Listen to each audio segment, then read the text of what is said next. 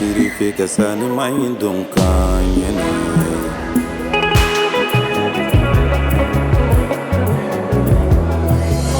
la media makane sonja amedi bina tesira la media makane sonja amedi bina tesira alhamdulillah rabbil alamin ambe ala tanuka barkada ambe sali kidula son heramaka no ala kirabay kisi ni nema baka anasu mugo ani mawmadi yutu nyonya fokata jodon se ala kan be o jamakulu sanu may fe aw bismillah ka jamu kan keren keneka membe sigi aw yetuma ni tuma ka kaini an karamogo den asayidi sharifa matijan haidara abetama mina Côte d'Ivoire keren yala korgo marakon nana aslamiya dimeto ansar bulfara min bey ka kaini uka wulika jonu ka cesriye lada do sango ube cibla an karamogo ma aka se ka munumunu ke uka ni mara in konnana ala sonama korogo janjo anye ulu ira awla kateme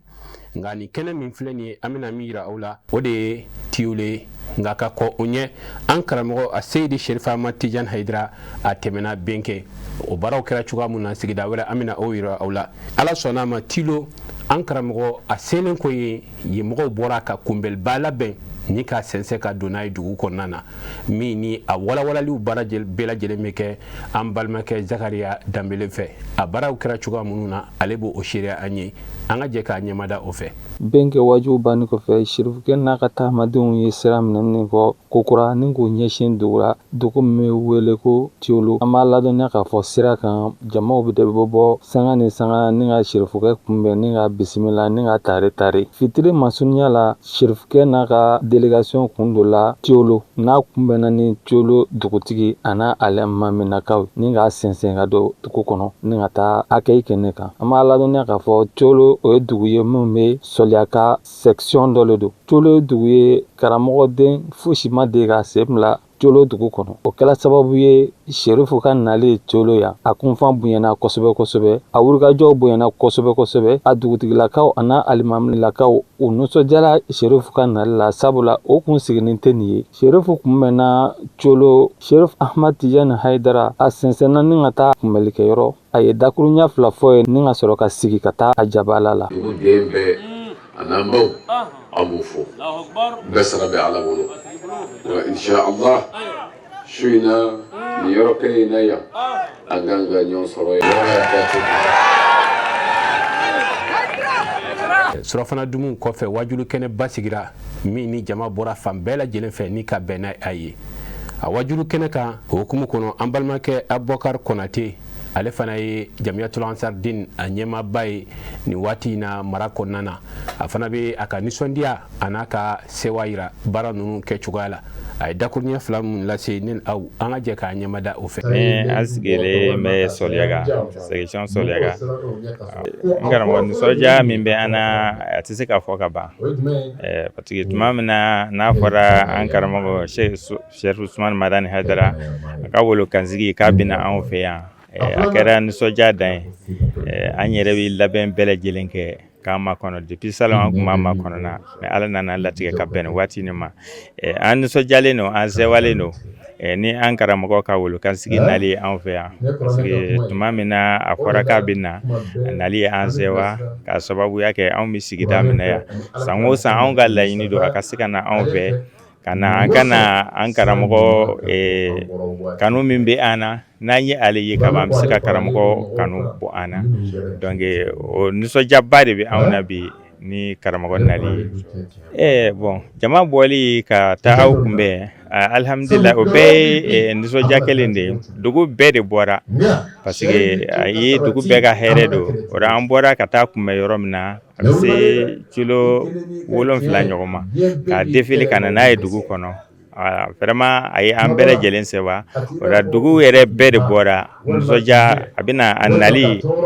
bɛna hɛrɛ min se dugu ma parce que dugutigi depuis an bɔra k'a fɔ an ko an bɛna dugu la dugutigi yɛrɛ bɔra ka dugudenw labɔ ka dugu yɛrɛ bɛɛ lajɛlen an kun kan ka baara kɛ dugutigi y'o yɔrɔ bɛɛ ta an ye bisimilali kɔni labɛn min bɛ an bolo vraiment ka dubabu ɲini karamɔgɔ fɛ a ka se ka dubabu kɛ an ka dugu ye an bɛ se ka hɛrɛ sɔrɔ cogoya min na an bɛ min fɔ tɔndenw ye alhamdulillah anw de wasalen don ni an karamɔgɔ fɔ denkɛ nali anw fɛ yan k'a fɔ ye dɔrɔn cɛsiri de don diɲɛlatigɛ fɛn o fɛn n'i b'a la i b'a kɛ k'i yɛrɛ wasa wala an b'a fɔ tɔnɔ u ka jija u ka cɛsiri n'i y'an karamɔgɔ filɛ ka na anw fɛ ni sigida in na yan o kan ka limaniya dɔw yɛrɛ di mɔgɔ ma sigida cogoya kama an bɛ fɔ kungo kɔnɔna de la mais karamɔgɔ ka jɛn ka bɔ Bamakɔ ka na anw fɛ fɔ ni sigida in na yan o yɛrɛ kan ka limaniya dɔ di mɔgɔ ma ka dɔ fara i ka cɛsiri kan k'a dɔn ala ko a tɛ se ka kɛ f'i ka sɛgɛn kɛ a nɔfɛ n'i ye min kɛ ala ye a b'o de kɛ i ye vraiment karamɔgɔ nali a diyara an ye a ye an wasa ayiwa hali bi kumakan laban min bɛ anw fɛ o ye cɛsiri de ye ɲɛnamaya n'i bɛ fɛn o fɛn na f'i ka cɛsiri n'i cɛsirira i b'a nafa sɔrɔ an bɛ dugawu kɛ karamɔgɔ ye a nana an fɛ hɛrɛ la cogoya min na yarabi ala k'a ɲuman segin nin bɛɛ tɛmɛnen kɔfɛ sufɛ wajulu a baaraw kɛra cogoya minnu na an balimakɛ Zakariya Danbele ale b'i da don o la ka walawalali kɛ min sɔrɔl'o la ni aw an ka jɛ k'a ɲɛmada o fɛ furafunatɔw dunni kɔfɛ Sherifu sigila ka na Kɔkura kɛnɛ kan ni ka na waju belebele ɲɛnamaya colo kɔnɔna na o wajuw tala kuncɛ ni Bayatul Islamiya ye silamaya donkan layidu n'o tala colokaw bolo kosɛbɛ Nti fila fara ala kan nti fila fara ala kan nti sonyɛli kɛ nti jɛnɛya kɛ nti n den faga nti namara kɛ n sen kɔrɔ t'a kɛ n bolo kɔrɔ ni kira Muhamadu ye n bila baara ɲuman min na n b'a kɛ ala k'a n'aw dɛmɛ ala k'a dafadu nɔgɔya ala k'a n'aw laban kan k'a na jurumu yafa ni ala kira hɔrɔma ye sɔdula Muhamadu nin sanga in la an karamɔgɔ ni an karamɔgɔ deya Seyidi Sherifa Ahmad Tidiane Haidara an bɛ an wasa don a ka dakuruɲɛ fila ma a ye laseli min kɛ yen nɔ a ye dakuruɲɛ fila min di ne aw an ka jɛ k'a ɲɛmada o fɛ bi an bɛ an badenw fɛ yan ayiwa yolo dugu kɔnɔ Allahu Akbar taama la min ye kɔrɔkɔ a n'a mara Allahu Akbar o taama ye Jamiyatu Ansarudinil Islami ye min laɲini alhamdulillah ala y'a latigɛ k'a ɲɛw da ɲɔgɔn kan ka se nin dugu in na yan alhamdulillah an nana sɔrɔ dugutigi a y'an kunbɛn ni bonya ye ni bisimila ko ɲuman ye dugu kɔnɔ a ma da o ma a se ye min ye ka kɛ a y'o kɛ o de bɔra ka lase ka fɔ dugutigi ye misi di ka an kunbɛn ka an fana a sara bɛ ala bolo ala ka barika don a ka dugu la ala ka hɛrɛ kɛ an n'a yɛrɛ ye a b'a ka dugu nata ni hɛrɛ min ye yarabi ala k'o nɔgɔya o kɔ k'an ka imamu fana fo o bɛ wulikajɔ min na an nɔfɛ nin baara la a yelen don silamɛya ye nin de ye sabu silamɛw ye ɲɔgɔn balimaw de ye yɔrɔ bɛɛ an bɛ an ka imamu fo a ka wulikajɔ la Jamiyatu Ansarudinil Islam o nɔfɛ nin baara in na ala k'a mɛn silamɛ jama ɲɛfɛ silamɛya ala ka wasa k'a kɔrɔta nin dugu in na ani an ka sigidaw bɛɛ lajɛlen na bijayi Muhammadin wa ali Muhammad alhamdulillah an y'a fɔ wulikun ye kelen de ye ka ɲɔgɔn hakili lajigin diinɛ min ni ala y'an bila sira kan ni o ye silamɛya ye diinɛ min ka bon n'a sinɛ bɛɛ ye o de don diinɛ min ka fisa ni diinɛ tɔw bɛɛ ye o de don sabu ala y'a ka kiraw kɛrɛnkɛrɛn ni o de ye ka kira laban kɛ Muhammad al-Mustafa ka nin diinɛ sanuma in di a ma ka ne ni aw ma an ka lafiya kama an ka lafiya kama silamɛya ni nakun b'a la o de don ko adamadenya bɛ se ka bila sira ɲuman ka di diinɛ in nana o bilasirali de kama o de la i b'a sɔrɔ alakiraba Muhammad sallallahu ta'ala alaihi wa sallam a ka riwaya dɔ la min bɛ Musnad Ahmad kɔnɔ ni o dɔnnen don n'o ye Imam Ahmad kana muhaddisan wa faqiha ale fukahaw ninnu na min bɛ wele ko hadisatigi kun don n'a ye o caman ma filɛ ka bɔ alakira la ale dɔn bɛ ni o ye wa a tilala ka kɛ fakihu ye minnu bɛna walawalali kɛ jɔnw ye ala ka kitabu dɔnnen ni kira ka riwayaw dɔnnen kɔ an ka diinɛ sɔrɔ ko lafiya la nɔgɔya la an'an ka waatiw la ko hukumu di an ma ka bɔ ala n'a ka kira bolo. Dugu jɛlen kɔ dugutigi y'a ka nisɔndiya jira ka fara a ka kankɔrɔ sigiw kan ni an karamɔgɔ Seyidi Serifa Ahmad Tijani Hayidara seli ye dugu la a bɛ nafa min se dugu ma ani nisɔndiya min n'u y'a sɔrɔ o la a dakurunya fila min sɔrɔ la an balimakɛ Zakariya Danbele ka sɔrɔlenw na ni aw an ka jɛ k'a ɲɛmada o fɛ. Dugu gɛni an ka wurukajɔw kɛ ka se Colo dugutigilakaw ani alimamilakaw ma ni ka taa an ka mingoro tɛnkuw la musoja min b'u la yɛrɛ ni o bɛ se o lakala an ye Serifu nali la u ka dugu kɔnɔna na min sɔrɔla fɛ an ka jɛ an k'o lamɛn. Karamɔgɔ nani n ka dugu la a diyara an ye ka se degré min na a diyara dugumɔgɔw ye ka se degré min na an tɛ se ka ala ngali ka se a dan na n'an ko an ka ala ngali ka se a dan na an na fili a kɔni diyara an ye a bɛnna an ma ko a ma a bɔla a ka so a nana a ka so min b'o kɔfɛ a bɛna dugawu min k'an ye ala k'a minɛ olu le an b'olu le kɔ k'a fɔ ko kuma wɛrɛ b'an fɛ an b'o min fɔ ka tɛmɛ olu ta kan o tɛ yen fɛn fɛn kɔni a b'a yɛrɛ fɛ a b'a fɛ ka yɛrɛ kolomise ka kɛ mɔgɔ ye kuma min fɔla sura a donna adamaden tulora ne k'a ye e k'a sira wɛrɛ ta e b'a fɛ ka fili de n'o tɛ a ye sira bɛɛ yira a ye can fɔ i ɲɛna min fana bɛ nafa diɲɛ ni alahara a ye can fɔ i ɲɛna fɔ e ma ne kɔni t'a fɛ k'e yɛrɛ kɛ ala jɔn ye n'i t'a fɛ k'e yɛrɛ kɛ ala jɔn ye o de b'i fili a walijuli kɔni jala an ye kosɛbɛ o jala ni fɔ ka taa tɛmɛ dan kan cɛkɔrɔba yɛrɛ ye min kɛ mɔgɔ tɛ se ka cɛkɔrɔba sara a ta baaraw la min ka di n ye cɛkɔrɔba kɔnɔ a kana faamani ma fiyewu a kana faamani ma n'a kɔni k'an ta mɛnsi nin ye min kɔni ka di n ye ala san o san a y'a a den bila ka na n to a dugu la a ka di n ye min ye Idira ta facɛ yɛrɛ ye n b'ale fo an bɛ foli daminɛli na ka na ale Idira yɛrɛ la ka na a denw na ka na a mɔdenw bɛɛ la a bɔnna bɛɛ Colo dugutigi ko a y'a bɛɛ fo a ye min kɛ Colo ye a tɛ se ka langali ka se a dan na a diyara a ye fo ka taa tɛmɛ a dan kan donc folikan laban bɛ n bolo san o san a ye jija a ye kelen bila a ye na Colonkaw lajɛ ɲɛnajɛ dɔɔni o diyara an ye. A kuma min fɔ sura an ɲɛna nin a diyara an ye an fana ka ɲi ka baara kɛ o cogo le kan ni k'a ye aw nana dɔw le donna dinɛ na an ka ɲi ka olu le dɛmɛ baara bɛ kɛ ɲa min ma ka sinsin donc o baara nin ala ka barika don a la ala ka an ɲɛsin a ma ala ka an bɛn kelen ma n'o nana dugawu min kɛ an ye ala k'a jaabi ala k'a mɛtoro don an na jeunesse fan fɛ o bɛna kɛ ɲa ma ka bɛn a y'a dugawu barika la ka bɛn don dugu kɔnɔ ka dugu sabati donc o le bɛ n fɛ ka an facɛ Idira fo dugutigi k'a fɔ ɲa min ma ka an mɔcɛ fo a ye baara min a ka den bila baara min kan a b'a ɲɛfɔra ka yira an na ni k'a ye m'a ɲɛ sɔrɔ a ma mɛn le a ma fɔ le mais a bɛ fɔra a bɛ mɛnna donc ala ka hakili don an na an bɛ se ka baara kɛ ɲa min ma tiɲɛ na n bɛ se k'a fɔ denmisɛnninw y'a foli la musodenw y'a foli la musomɛriw y'a foli la ani an ka bamusow foli la a diyara ne ye a nani nisɔndiya min b'an la an tɛ se k'a fɔ ka se a dan na an k'a lɔ a nani bɛna ɲani min kɛ dugu ye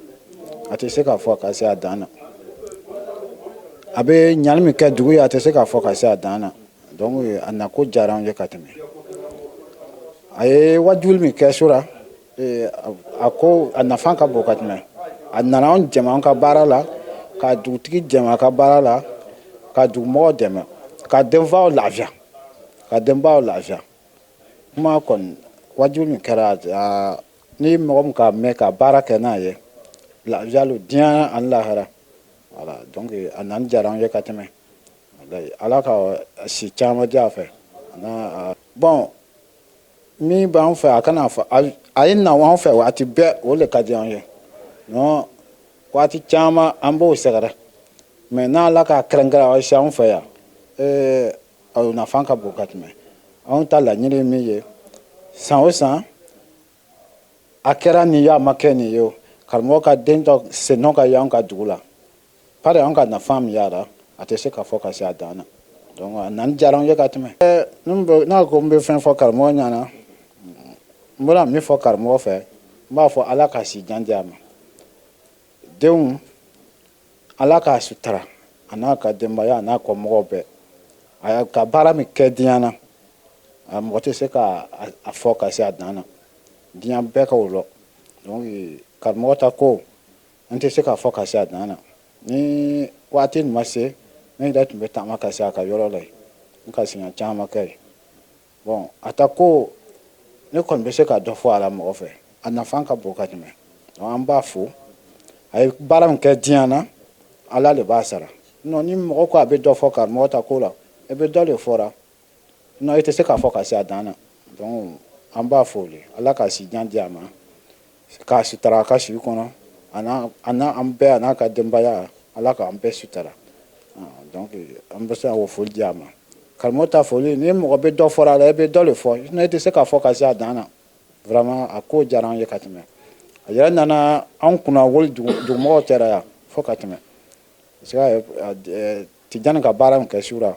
a ka dilanli min kɛ mɔgɔ tɛ se k'a fɔ ka se a dan na wuli diyara yɛrɛ a ɲana ala k'a mɛn tulo di an ma. An b'a lɔdiriya k'a fɔ an karamɔgɔ Seydi Sherif Ahmad Tijani Haidara nin taama ninnu n'ale b'a kɛ maa caman de b'u ka jagominɛnw ta ka tugu a kɔ ka fɛɛrɛw kɛ u senfɛ o fɛɛrɛkɛla ninnu fana an balimakɛ Zakariya Danbele y'a kanu ka dakuruɲɛ kelen ɲininkaliw kɛ u la baaraw cogoya la ani feerew cogoya la u ye min sɔrɔ o la ni aw an ka jɛ k'a ɲɛmada o fɛ. An y'an ka kuma galamani tɛnku commerçants na commerçants minnu fana ni karamɔgɔdenw wulila tagama na dɔrɔn u fana b'u ka karayogow ta ni ka wuli ka jɔ ka u dahirimɛ ɲini halala sira kan o commerçants ninnu courage b'o la a ka bon hakili ma an y'an ka minkɔrɔ tɛnku o commerçants dɔw la k'u ɲininka yalima karamɔgɔden minnu mana wuri n'u bɛ wuri n'u ka marchandise ye ka tugu a kɔ n'u ka feereli kɛ yalima u bɛ fɛn sɔrɔ a la u ye min fɔ an ka jɛ an k'o lamɛn.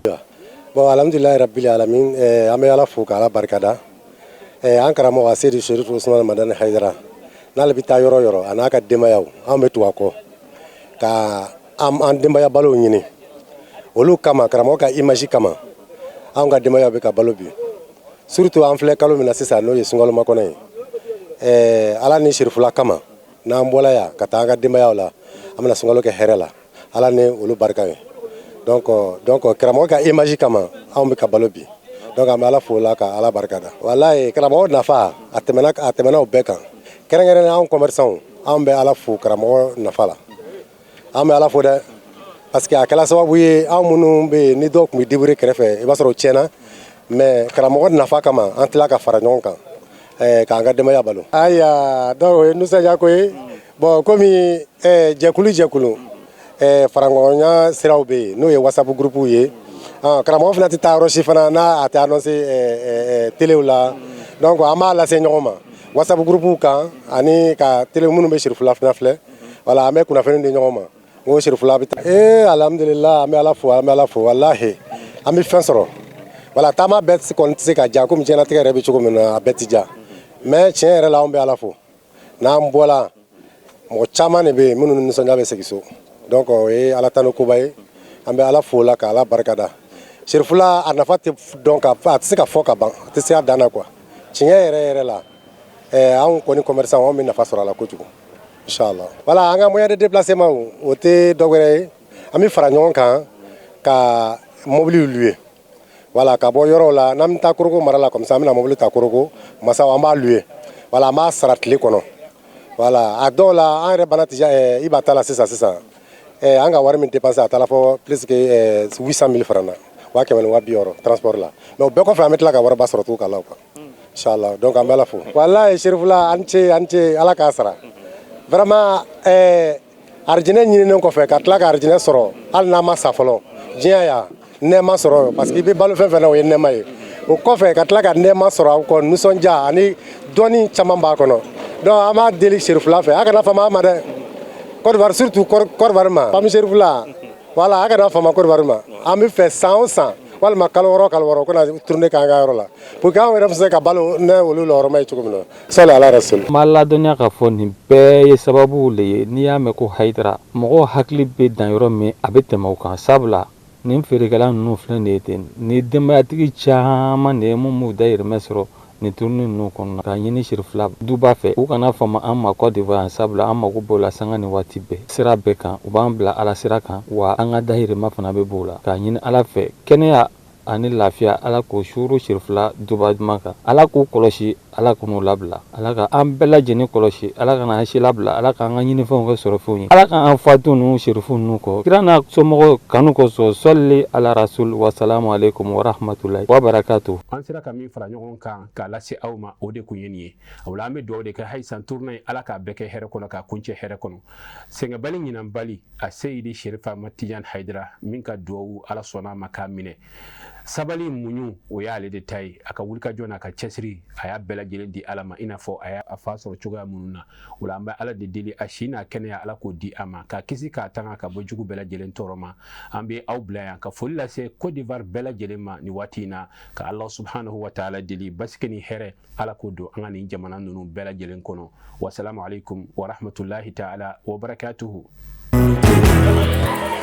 Kan siri fe ka sani mayin don kan yana